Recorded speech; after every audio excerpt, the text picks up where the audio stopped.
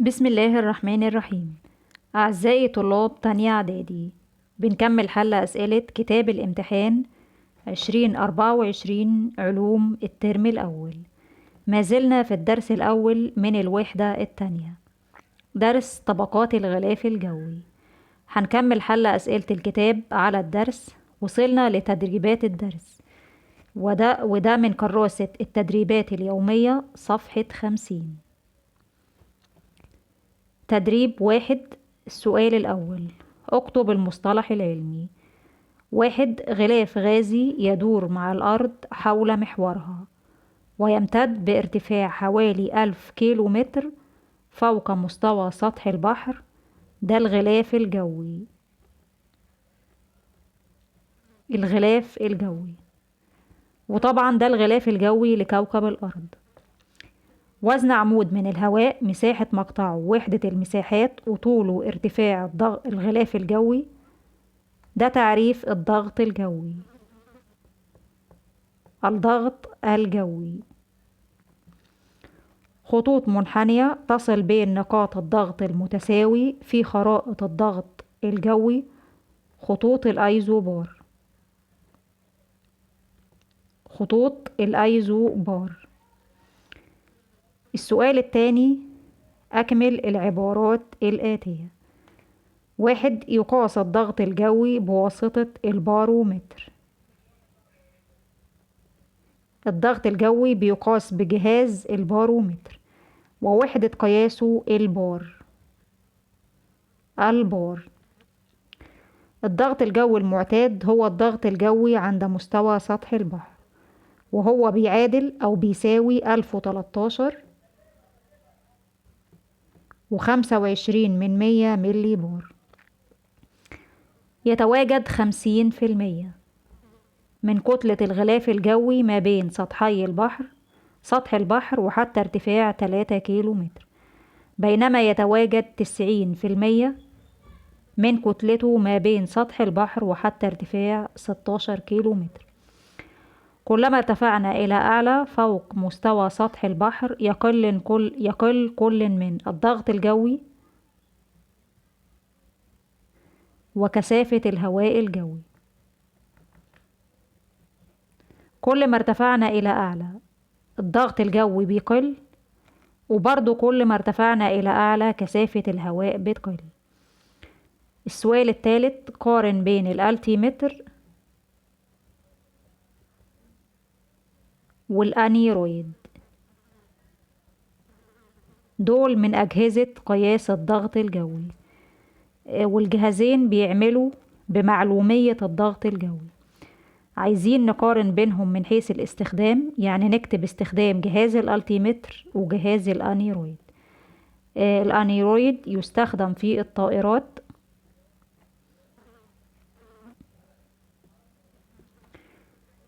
لتحديد ارتفاع التحليق بمعلومية الضغط الجوي، أو بيحدد ارتفاع تحليق الطائرات بمعلومية الضغط الجوي. الجهاز ده موجود في الطائرة، بيحدد ارتفاع تحليق الطائرة بمعلومية الضغط الجوي. جهاز الأنيرويد يستخدم في قياس الطقس المحتمل لليوم،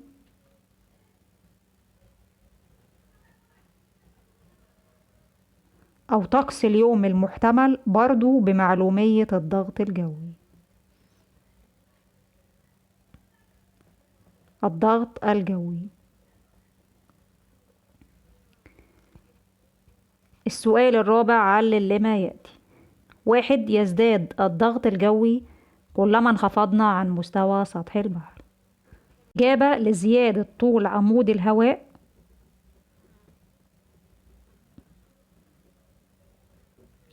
وبالتالي وزنه. كل ما ارتفعنا إلى أعلى الضغط الجوي بيقل، لأنه طول عمود الهواء بيقل، بالتالي وزنه بيقل، بالتالي الضغط الجوي بيقل. العكس، كل ما هبطنا إلى أسفل الضغط الجوي بيزيد. ليه؟ لأن عمود الهواء طوله بيزيد، بالتالي وزن الهواء اللي فيه بيزيد، بالتالي الضغط الجوي بيزيد. الإجابة لزيادة طول عمود الهواء الجوي وبالتالي وزنه. رقم 2، هبوب الرياح من منطقة لأخرى على سطح الأرض.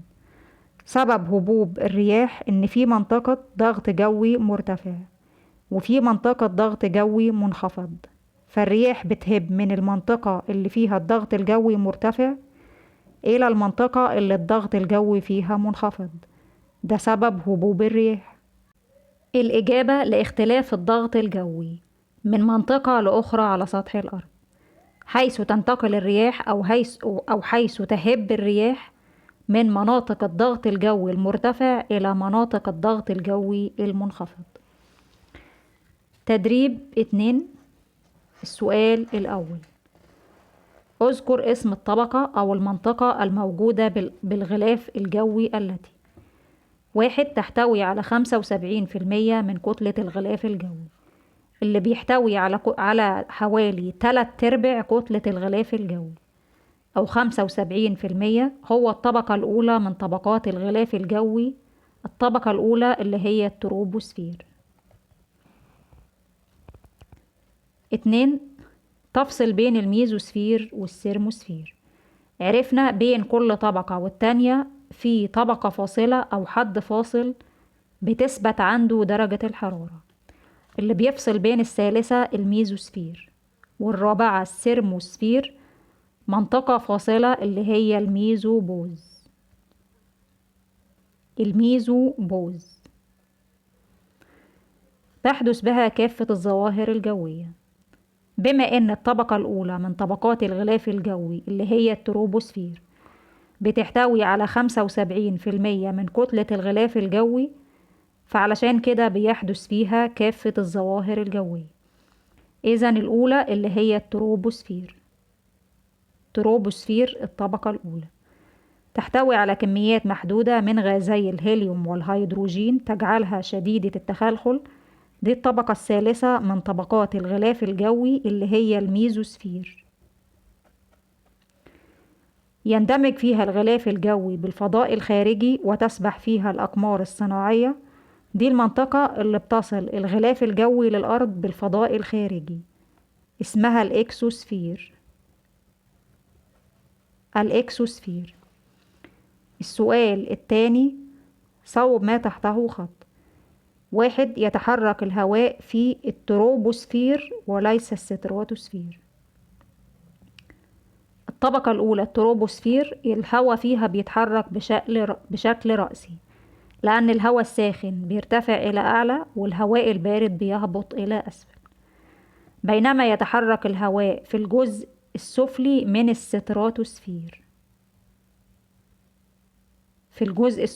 الستراتوسفير بشكل أفقي.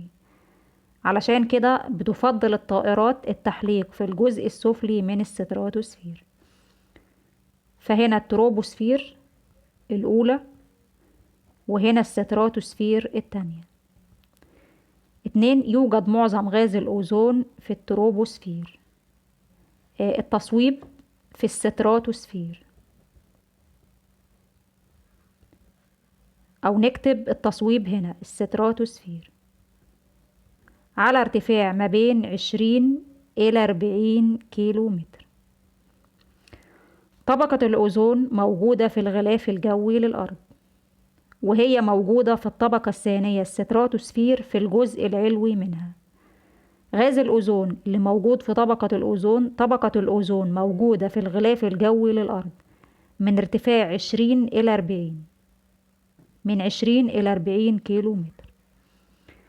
3. تفصل التروبوبوز بين الستراتوسفير والميزوسفير، اللي بيفصل بين التانية الستراتوسفير والتالتة الميزوسفير الستراتوبوز. وطبعا عرفنا الطبقات دي الفاصلة بتثبت عندها درجة الحرارة، وهي منطقة تتميز بثبات درجة الحرارة فيها، درجة الحرارة مش الضغط. 4. التصويب الميزوسفير. أبرد طبقات الغلاف الجوي الثالثة الميزوسفير. أما أسخن طبقة أو أعلاها في درجة الحرارة الرابعة السيرموسفير. السؤال الثالث، علل لما يأتي. 1. تسمى الطبقة الأولى من طبقات الغلاف الجوي بالتروبوسفير لحدوث معظم التقلبات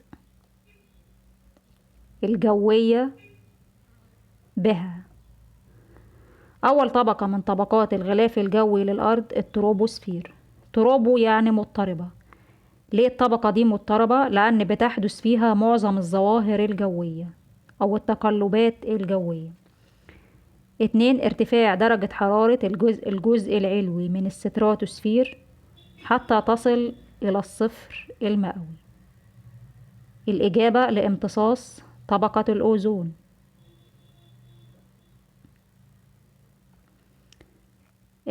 في الجزء العلوي منها لامتصاص طبقة الأوزون للأشعة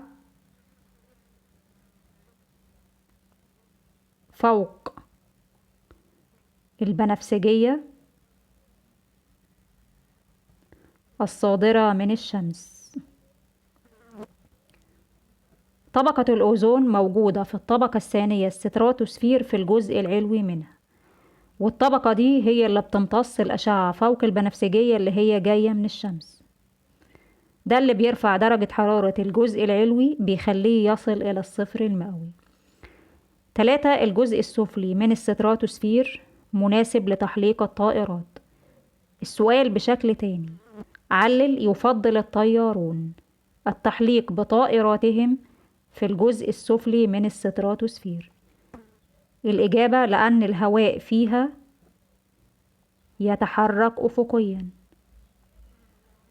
طبعا في هنا سببين ولازم نكتب السببين.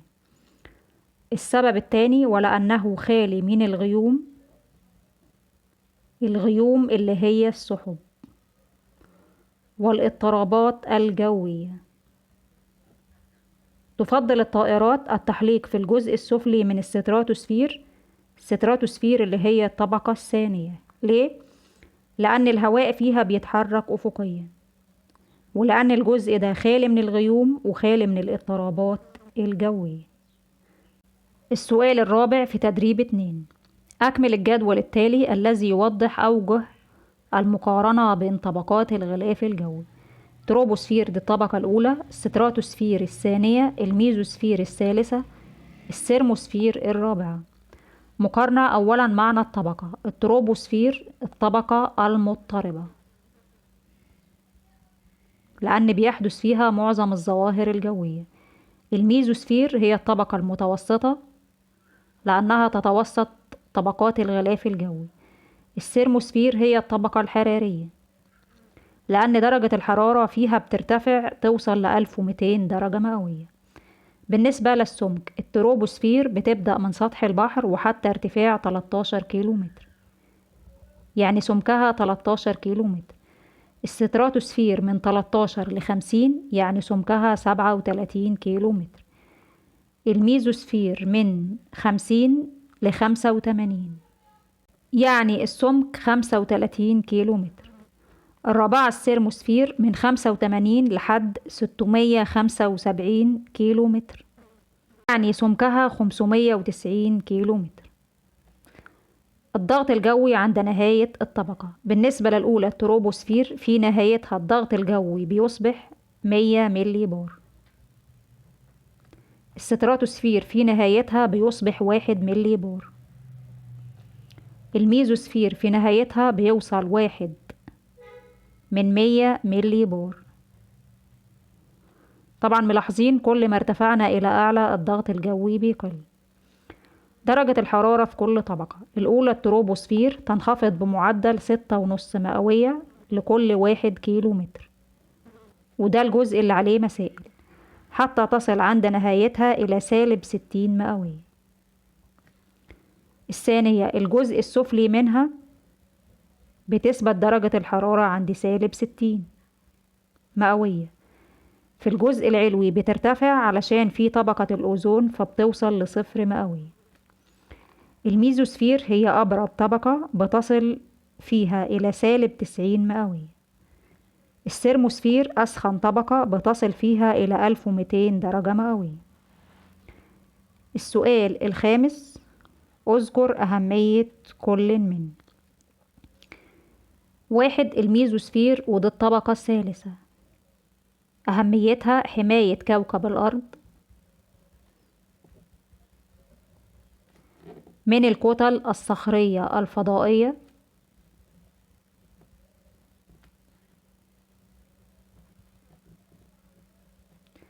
الهائمة التي تدخل الغلاف الجوي للأرض.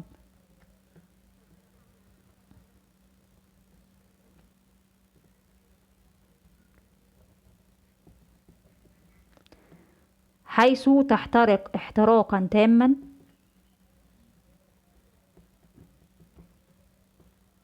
مكونة الشهب. الطبقة الثالثة بيتكون فيها الشهب اللي هي عبارة عن سهام ضوئية.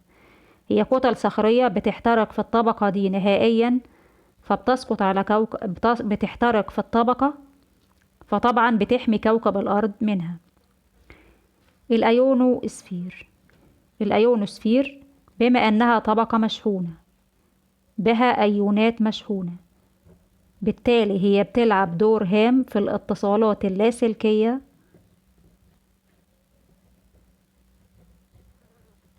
والبث الإذاعي، حيث تنعكس عليها موجات الراديو التي تبثها مراكز الاتصالات أو محطات الإذاعة. الأقمار الصناعية أهميتها التعرف على الطقس، دي الأهمية الأولى. الأهمية التانية الاتصالات اللاسلكية والبث التلفزيوني عبر القارات.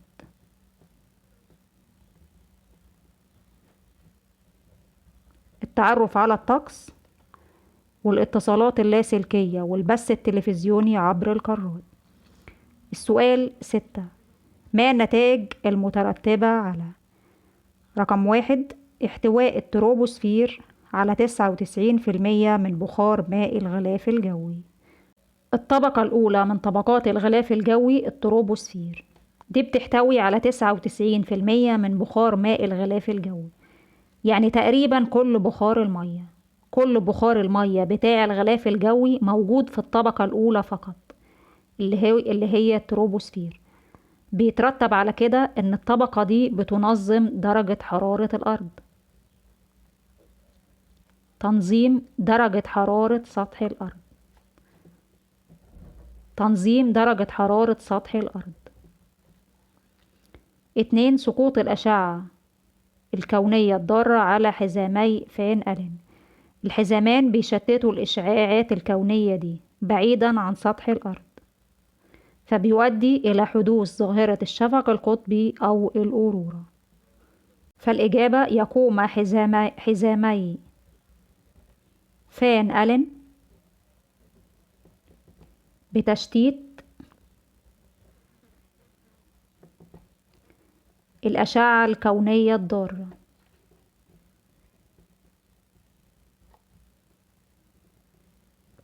دي أهمية الحزامين بعيدا عن سطح الأرض. فده بيؤدي إلى ظاهرة الشفق القطبي أو الأورورا، مما يؤدي إلى حدوث ظاهرة الشفق القطبي بين قوسين الأورورا. السؤال السابع والأخير: مسائل على الدرس. ومسائل الدرس مهمة جدا في الامتحان. لو عايزين نشوف حل مسائل أكتر على الدرس هسيب رابط أسفل الفيديو في أول تعليق مثبت، اللي عايز يشوف الفيديو بعنوان حل مسائل درس طبقات الغلاف الجوي. المسائل اللي في الدرس على إيه؟ في الطبقة الأولى اللي هي التروبوسفير، كل ما ارتفعنا إلى أعلى 1 كيلو متر بتنخفض درجة الحرارة 6.5 مئوية. ده الجزء اللي عليه مسائل. مسألة 1: إذا كانت درجة الحرارة عند سفح جبل 20 مئوية، فكم تبلغ درجة الحرارة عند قمته التي ترتفع عن سطح الأرض بمقدار 8000 متر؟ احنا قلنا كل ما ارتفعنا إلى أعلى درجة الحرارة بتنخفض 6.5 مئوية لكل 1 كيلو متر، فلازم الارتفاع يكون بالكيلو متر. فهنا الارتفاع بالمتر 8000، فلازم في الخطوة الأولى نحول الارتفاع من متر لكيلو متر، نقسم على 1000. فالخطوة الأولى الارتفاع بالمتر يساوي، لازم في المسألة الارتفاع يكون بالكيلو متر، فعشان نحول من متر لكيلو متر بنقسم على 1000. 8000 على 1000 بيساوي 8 كيلو متر. الخطوة التانية في الحل، في عند ارتفاع مباشرة بنضرب الارتفاع في 6.5. الخطوة رقم 2: مقدار الانخفاض في درجة الحرارة بتساوي. ليه كتبنا الانخفاض مش الارتفاع؟ لأن احنا عايزين درجة الحرارة عند القمة، والقمة هي اللي أقل، فبالتالي بنكتب الانخفاض. نضرب الارتفاع اللي هو 8 في 6.5. بنضرب 8 في 6.5 ب52 درجة مئوية. 52 درجة مئوية. الخطوة الثالثة والأخيرة بيقول لي كم تبلغ درجة الحرارة عند قمته، فنكتب درجة الحرارة عند قمة الجبل بتساوي، بنطرح درجة الحرارة اللي أسفل الجبل 20 سالب مقدار الانخفاض حسبناه 52. ليه هنا بنطرح؟ لأننا عايزين درجة الحرارة اللي أعلى عند القمة، واللي أعلى هي اللي أقل، فبنطرح. 20 سالب 52 بيساوي سالب 32 درجة مئوية. مسألة 2: احسب درجة الحرارة عند النقطة A ده أسفل الجبل أو سفح الجبل، إذا كانت درجة الحرارة عند القمة B قمة الجبل تساوي 2 مئوية، وموضح لي في الرسم إن ارتفاع الجبل 4 كيلو متر. طبعا مباشرة بنضرب الارتفاع في 6.5. الخطوة رقم 1 في الحل: مقدار الارتفاع في درجة الحرارة يساوي الارتفاع اللي هو ارتفاع الجبل 4. مباشرة أول ما نشوف ارتفاع بنضربه في 6.5. 4 في 6.5 بيساوي 26 درجة مئوية. بيقول لي احسب درجة الحرارة عند النقطة A، فبنكتب درجة الحرارة عند النقطة A بيساوي هي درجة الحرارة اللي أسفل، واللي أسفل هي اللي أكبر، فبنجمع درجة الحرارة اللي أعلى اللي هي النقطة B 2 زائد مقدار الارتفاع حسبناه 26. 2 زائد 26 بيساوي 28 درجة مئوية. المسألة 3 والأخيرة: إذا كانت درجة الحرارة عند قمة جبل -3 مئوية وعند سفحه 10 مئوية، فكم يبلغ ارتفاع هذا الجبل؟ الحل على خطوتين. 1: مقدار التغير في درجة الحرارة بيساوي، عندي درجتين حرارة أعلى وأسفل، بنطرح اللي أسفل سالب اللي أعلى. اللي أسفل اللي هي عند السفح 10 سالب اللي أعلى عند قمة الجبل -3. في سالب تانية بنحطها بين قوسين. 10 سالب في سالب بموجب، إذا 10 زائد 3 بيساوي 13 مئوية. الخطوة 2: ارتفاع الجبل بيساوي، بنقسم الناتج على 6.5. 13 على 6.5 بيساوي 2 كيلو متر.